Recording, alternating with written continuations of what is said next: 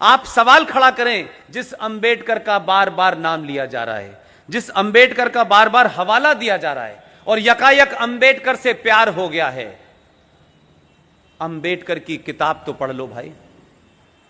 पूछो अंबेडकर ने आपके बारे में क्या राय की थी, इस्लाम के बारे में क्या राय थी, पाकिस्तान पे उनका क्या विचार था। अंबेडकर की किताब थॉट्स ऑन पाकिस्तान तो पढ़ के बताइए। उस आदमी ने सच सच कहा। यह बदकिस्मती है उस आदमी की कि हमारे यहां झूठे लोगों को महान बनाया गया, और जो ईमानदार उस वक्त था और जो आज भी उसकी किताबों को अगर आप पढ़ लें तो उससे ज्यादा ईमानदार आदमी मुझे कोई नजर नहीं आता। अगर उसकी बातों को माना होता तो आज यह दिन भारत को देखना नहीं पड़ता। थॉट्स ऑन पाकिस्तान में वो लिख रहे हैं, यह किताब मार्केट में अवेलेबल है, आप ले सकते हैं। उसमें उन्होंने कहा कि जब भारत का बंटवारा मजहब के नाम पे हुआ था तो यहां एक भी मुसलमान कैसे रहेगा, इसको भी जाना चाहिए। साफ साफ कहा उन्होंने। और बी आर अंबेडकर का किसी हिंदू महासभा से और आरएसएस से संबंध नहीं था। यह कहकर के आप उस ज्ञानी आदमी की बात को झुठला नहीं सकते। आज उनका सारा का सारा इतिहास और सारी किताबें मौजूद हैं, हम पढ़ नहीं रहे हैं। लेकिन अंबेडकर का इस्तेमाल, अंबेडकर के फ्रॉड वारिस, अंबेडकर के नाम पे राजनीति करने वाले लोग, अंबेडकर को सड़क सड़क गली गली बेचने वाले लोग आज भी सच बोलने से कतरा रहे हैं। इसलिए मेरी और आपकी जिम्मेदारी है कि एक फ्रॉड नैरेटिव चल रहा है जो 1946 में जिन्ना ने जिसका एक्सपेरिमेंट किया था, और चंद सालों बाद वो एक्सपेरिमेंट खराब हो गया और वो साहब हिंदुस्तान आ गए। लेकिन हम 70 साल के बाद उसी नैरेटिव को दोबारा से देख रहे हैं, सिर्फ उसमें स्लोगन बदला है, जय भीम और जय मीम। इस जय भीम और जय मीम को बारे में आप सब लोग एक्सपोज कर सकते हैं। बहुत सारी किताबें हैं, यह भी एक किताब है। इस किताब का नाम है पाकिस्तान और पार्टीशन ऑफ इंडिया। इस शख्स के बारे में जितनी बातें मैं पढ़ता हूं, बार बार सोचता हूं कि किस तरीके का मैनेजमेंट रहा होगा कि जिस शख्स को हमारा राष्ट्रपिता कहा गया, कौन सी ऐसी बात है कि उसको राष्ट्रपिता कहने से मुझे गर्व पैदा हो, मुझ में सम्मान का भाव पैदा हो। पूरी दुनिया क्या लिख रही है उनके बारे में, जो जो उन्होंने कहा वो सब आ रहा है सामने। लेकिन एक ऐसा आदमी के उस दौर में जिसे सत्ता नहीं चाहिए थी, उसने तब भी सच कहा और मरते मरते सच लिख के गया। इससे ज्यादा ईमानदार आदमी नहीं है। क्या ऐसा हो सकता है कि कोई हमारा आइडियल हो, कोई हमारा ऐसा युग पुरुष हो, कोई हमारा ऐसा लीडर हो और उसके बारे में हमें यह पता चले कि यह झूठा है, कायर है, चोर है, मक्कार है, इसने दुनिया के सारे झूठ बोले, और हम उसको कहें कि यह हमारा महापुरुष है? हो सकता है? भगवान रामचंद्र जी भी लंका गए थे, उनकी पत्नी को कोई ले गया था, और आपको अगर यह पता चले कि वो लंका गए, अपनी पत्नी को छुड़ा के लाए और सोने की लंका लूट करके और वहां की तमाम औरतों को लेके आ गए थे, आपके मन में सम्मान का भाव जगेगा या अपमान का भाव जगेगा?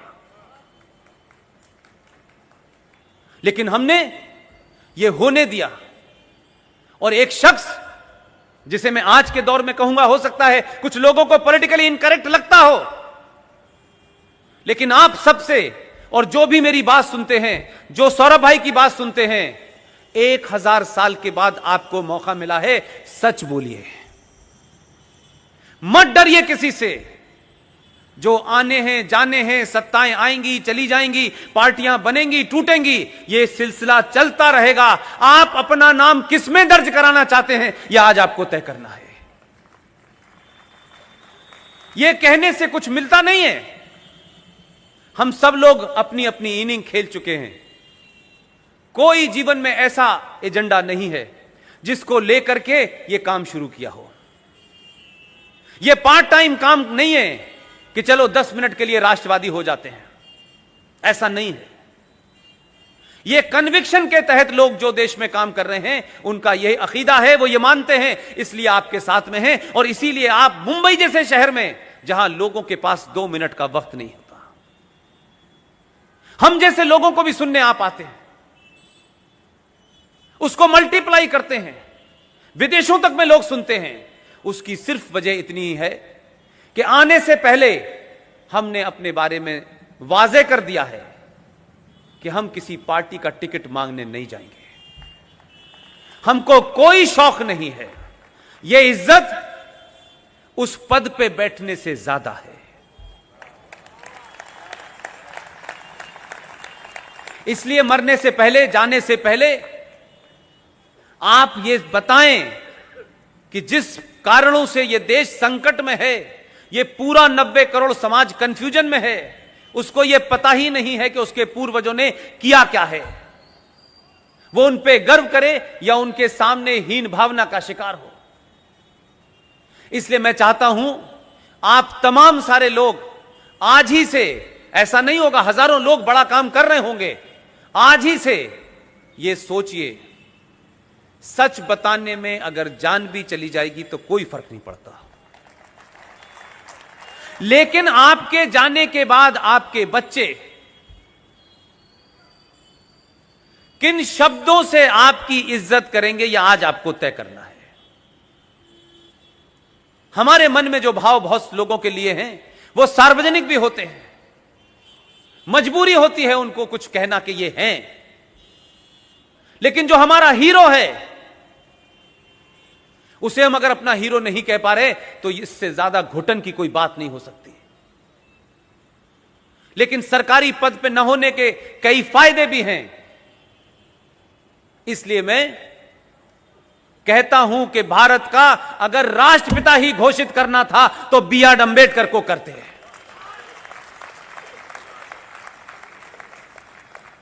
हम इस झूठ में तो नहीं फंसते। हमारी 4-4, 5-5 नस्लें इसी झूठ का भेंट चढ़ गई। इसलिए आज अगर कोई मेरा हीरो है, जिन हीरो को विलियन बता के इतिहास ने दबा दिया हजारों गज नीचे, लेकिन हम तमाम सारे लोग खुशनसीब भी हैं, हम बड़े फॉर्चुनेट हैं। हमने 47 नहीं देखा, हमें नहीं पता, लेकिन 47 कैसे हुआ होगा वो अपनी आंखों के सामने देख रहे हैं और पूरी ताकत से 47 ना हो उसे रोकने की कोशिश भी कर रहे हैं। इसलिए आपको एक अपॉर्चुनिटी मिली है कि आप और आपके बच्चे आपको किन भाषा में और किन शब्दों में आपके जाने के बाद कहें, उनको आपके ऊपर गर्व हो या आपके ऊपर शर्म हो। इसलिए अपनी अपनी भूमिका को आप बिना किसी कोई बड़ा किए हुए छोटी छोटी भूमिकाओं को निभा सकते हैं। और ऐसे ही लोगों में नाम है अभय मराठे जी का। मैंने आपका नाम मराठे जी बहुत बार लिया। आप इसी राज्य के रहने वाले हैं। क्या मेरी ये दरखास्त मानेंगे कि आप 1 मिनट के लिए स्टेज पे आ जाएं?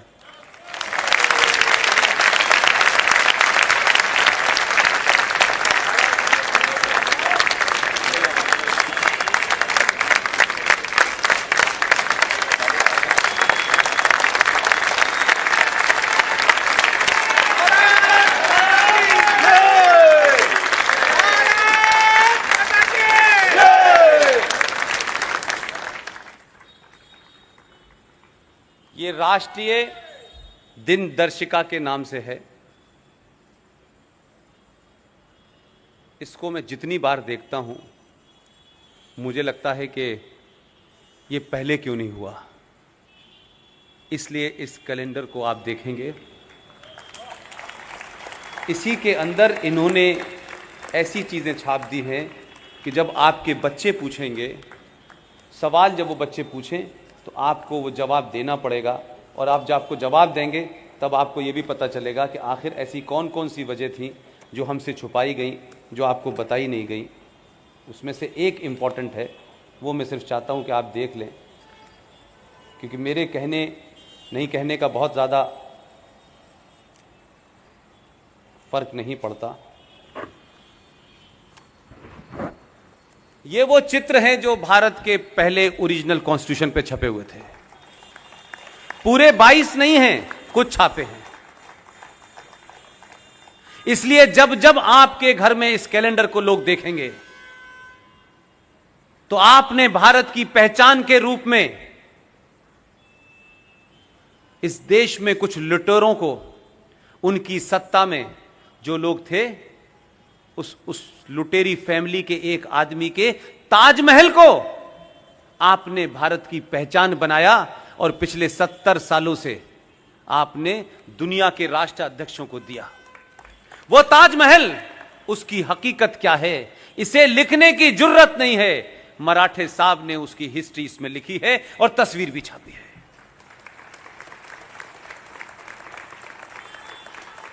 इसलिए मैं चाहता था कि मराठे जी एक इंस्टीट्यूशन है और बहुत समय लंबा नहीं है।